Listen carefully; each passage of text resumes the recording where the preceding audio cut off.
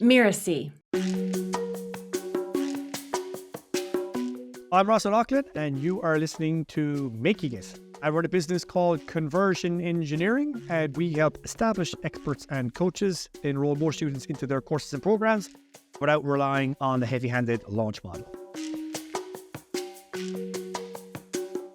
So when I was younger, I definitely wasn't one of those people who said, I want to be like a doctor when I grow up, or I want to be like my dad. I wanted to be a vet at one stage, but not really. I liked animals. I was very attuned with nature. My father was a master gardener. And so just being around this amazing garden and his passion for it really kind of attuned me to that. I was a huge fan of David Attenborough and his documentaries.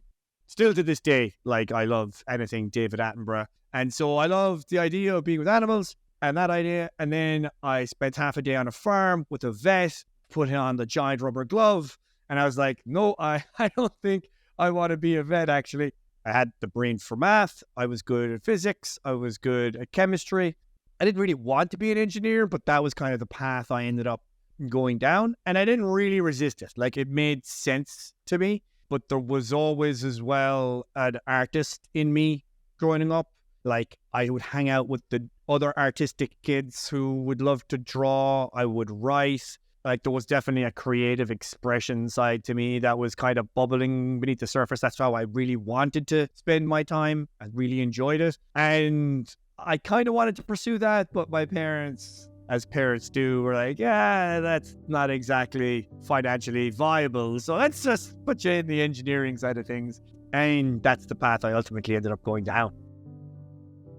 I realized very early on that I had the gift of writing that others didn't have. So we would do group projects, and I was certainly not the guy that was putting in the long hours at the lab collecting the data, but then I would kind of show up, and then, it would come time to write the report, and I'd look at the reports the guys were writing, and I'm like, guys, give me the stuff, I'll stitch it together. And I wrote my final year thesis, and I had other guys saying, can you just review my abstract for me? Can you just rewrite that a little bit? And that's when I realized, there's certainly something to that. And then when I graduated my bachelor's, I realized I didn't want to become a mechanical engineer. I worked for Intel, and there was just too much corporate structure for me, and I rebelled against it. I can remember getting a disciplinary hearing at Intel because there was a group of junior level engineers, and they had this thread going on with, it wasn't too serious, but there was just too many CC emails going around because it was a pre-inter chat days, and then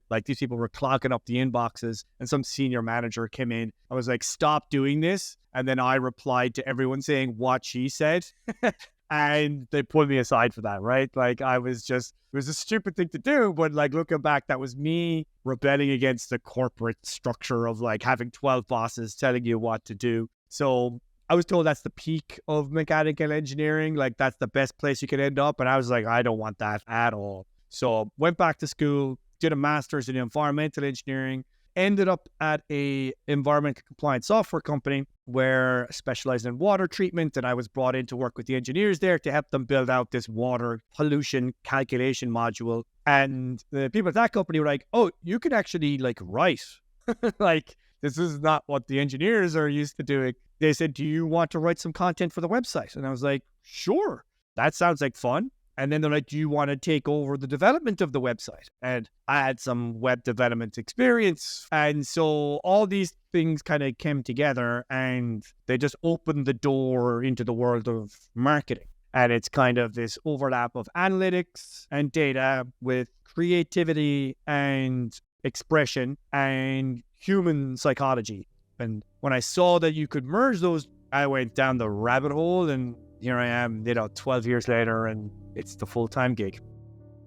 When I started my digital nomad tour, which is about 4 years on the road, I was leaving Canada, and I architected out in my mind this very elegant tour that I would start in the States, and I would see some of the States, and then I would go to South America, and then I'd see some of Europe, and then finish down in Southeast Asia and Australia, right? This path of where it would go. And I had no illusions that it would be a direct line, but that would be the pattern that I would try to follow. fast forward 4 years and like that didn't happen at all. I spent most of my time in the States and Canada. And the pattern looking back was I would travel for an event, a work event of some sort. And then what I would do is I would just go and spend time with the people that I know and love and friends and family. And I just rinsed and repeated that for 4 years. And for me, that meant I was far more interested in maintaining and reconnecting with the people that I knew. And that turned out to be like some of the greatest 4 years of my life. So, make some plans and throw them out the window as soon as you actually see what you want to do. I have developed an awareness of where my attention gets pulled. And we're all battling to kind of hold our attention these days. But like within the realm of anything, like sometimes you just become fascinated with things. And anytime that happens, like it's usually for the good. Like I don't think there's been a time where I've kind of discovered a rabbit hole and gone down it and it hasn't moved me on to the next level, right? And I also learned that like you can waste a lot of time if you don't take that fascination and turn it into creative output. And when I went down the marketing rabbit hole, it was just effortless. I just didn't have to try. And like, obviously I did have to try, but I didn't have to force myself to study. Like I spent all my money on courses, on books, on anything I could find to study from the best people. And I was excited to put my money towards those courses, right? Like, did I in the moment feel like, oh, I have found my thing? No, but like I've just learned that following that fascination down the rabbit hole and encouraging yourself to go with it is like one of the greatest forces. I get excited now when I discover a new topic that I want to do that with, but I've also learned you have to, once you go down the rabbit hole, come back up and then create something to kind of A, solidify it for yourself, but B, to kind of stick something on the wall to show other people like, hey, I've been here, I know about this thing. There's been, I would say, maybe 6 to 8 pieces that I have written in my life that I was just, with no external deadline, no financial motivation associated to it. Something inside of me is like, you need to write this. And it's like just purely the creative process. I have no idea what it's going to be. I just know I need to write this thing. And funnily enough, like anytime I've done that and I published that, like that piece has performed far beyond anything I've ever done. The last time I felt that actually was when I came back to Canada and I met my now wife, and we met and we had reconnected and something was just telling me, you need to write a letter, right? Like, and I wrote her a letter and fast forward 2 years and we're getting married, right? Like, it's just sometimes there's I don't know what it is, but there's just a feeling, you got to write this thing. But I know when I get that feeling, like I'm about to like level up, there's going to be a new area of opportunity that's going to come up for me. Like it's going to change my life significantly. I don't know when it happens. I can't predict it, but I know when that happens, I'm like, my life is about to change for the better. I think like making it is, there's levels, right? I don't think anyone can say I have made it, because made it is really just about getting to a location in time and space, right? Like I made it to the top of the mountain, or I made it to the house on time, right? And so I think for a lot of people, they have a level of dissatisfaction with their current life position. And I think you have made it once you've kind of eliminated that level of dissatisfaction. And I think then making it is like, how do I make that my full-time thing? Like every day, we're all kind of running the same 24-hour simulation, right? Like you wake up in a certain location, you spend X number of hours preparing for your day, and then you do X number of hours of work in another location, and then you spend this many hours with this person, and you're barring holidays and vacations, kind of running the same 24-hour simulation over and over again. And for a lot of people, they're just not happy with how those 24 hours kind of play out. And I think you've made it once you've gotten to a place that you're happy with how those 24 hours are happening for the most part. There's no such thing as perfection. And you're kind of secure in your ability to maintain that. And so I think it's about asking yourself, are you happy with where you've ended up? Because otherwise you've just made it to base camp and you got to move on to the next level, the next top of the next mountain. And sometimes you have to go too far before you can realize actually making it was the previous peak that I was on. But I think it's, the test of whether you've made it or not is asking yourself, is this 24-hour simulation that I'm running like as close to my ideal as possible, or am I drastically far away and I need to make some radical changes?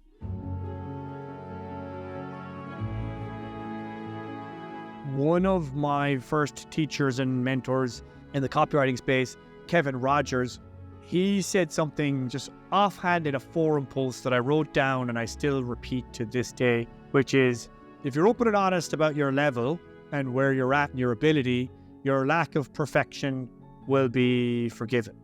Like every single time I have tried something new or I've taken on a new opportunity, like I have failed. I took the opportunity that was in front of me and I found all the different ways I could fail, and I just got comfortable failing and then course correcting quickly afterwards, right? And I started my first agency and that was a failure. Like I shut it down. From all the external markers of success, like I tripled my revenue versus being a copywriter. Every client we took on had growth from like 50% to 100%. But by the end of it, I was like, I don't want to do this anymore. And then I started my first coaching program, and that failed in several different ways. And I think you just got to get comfortable with the idea that most of the stuff you're going to do is going to fail, but you will only fail if you stop trying, right? The real trick is in wisdom extraction, because the failure is not the problem. The repeated failure is the problem, right? You just got to fail faster. You got to take on opportunities, put your ego in the backseat. I'm comfortable looking like an idiot. We'll take the criticism afterwards, but let's just try stuff and then course correct as we go. There are multiple ways to monetize or to become successful through an action. Like my actions that I really have are natural strengths of mine that make me great at what I do is talking to people and listening to them. Some would call that market research. Collaborating with others and creating a vision for what we're trying to create. Some would call that creative direction. And then like writing the voice in my head and getting that out to clearly articulate what it is that I'm trying to say. You can take each of those actions and abilities and channel it in multiple ways to become successful. Like I could have gone into movies. I could have gone and I just could have written stories and books. But I wouldn't have been able to do any of them if I didn't have someone to encourage like the ability to like repeatedly apply those actions over and over and over again. And so trust yourself and pay attention, I think, to the signs of where you're naturally gravitating towards, what you find fascinating and motivating. Because if you find that thing fascinating and motivating, it's just a ridiculous competitive advantage to have over other people because you're just naturally going to put more hours into it.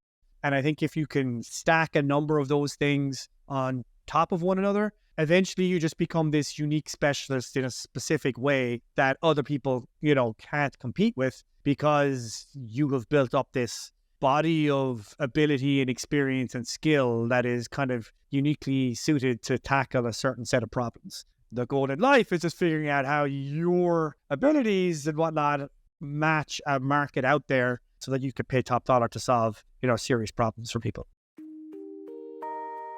I'm Ross O'Loughlin, and you've been listening to Making It. You can find me at conversionengineering.co, and you can download my book, Open Every Day, which is about how to enroll more students into your courses and programs without the launch model. You can download a copy at www.openeverydaybook.com. Making It is part of the Mirasee FM podcast network, which also includes such shows as Just Between Coaches and Once Upon a Business. This episode of Making It was produced by Geoff Govertsen and Cassandra Topperwien. That's me. Cynthia Lamb is a supervising producer, and Danny Iny is our executive producer. To catch the great episodes that are coming up on Making It, please follow us on YouTube or your favorite podcast player. And if you enjoyed the show, please leave us a comment or a starred review. It's the best way to help us get these ideas to more people. Thank you, and we'll see you next time.